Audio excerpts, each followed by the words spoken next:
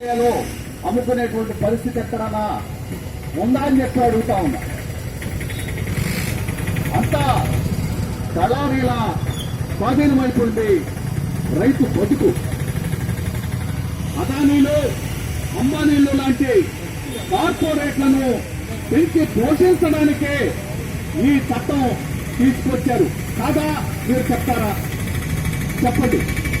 ఎందుకంటే వాళ్ళు రైతు దగ్గర అతి తక్కువ ధరకే బేరాలాడి పండిన తర్వాత ఆ ధరకే కొనుగోలు చేసి వాళ్ళైతేనే విదేశాల్లో అమ్ముకోగలరు, లేకపోతే గోడౌన్స్ లో నిల్వ ఉంచుకోగలరు. ఈ సంవత్సరం కాకపోయినా వచ్చే సంవత్సరమైనా అధిక ధరలకు అమ్ముకోగలరు. అంతేగాని రైతు తను పండించిన పంటని తన ఊళ్ళోనే తన కైలోనే అమ్ముకునేటువంటి పరిస్థితి ఉంది. ఆ చట్టం తీసుకురావాల. రైతుకి స్వేచ్ఛనివ్వాల. తను పండించినటువంటి పంటకి తన ఖర్చు మీద 10 రూపాయలు ఖర్చు పెడితే 20 రూపాయలు ఆదాయంతో అమ్ముకునేటువంటి పరిస్థితి చట్టం తీసుకుని వచ్చినట్లయితే ఆ రైతు బతుకుతాడు. ఊరికి కొయ్యలకు వేలాడకుండా తన కుటుంబాన్ని పోషించుకోగలడు.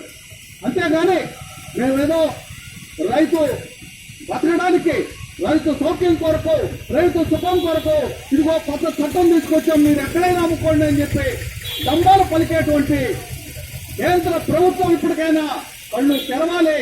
ఆ తెరిపించేదానికే ఈ జాత అని చెప్పి తెలియజేస్తా ఉన్నాం.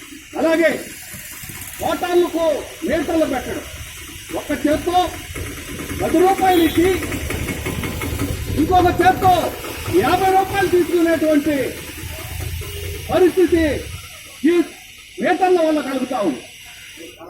ఒకటి ఉంది, పిట్ ప్యాకెట్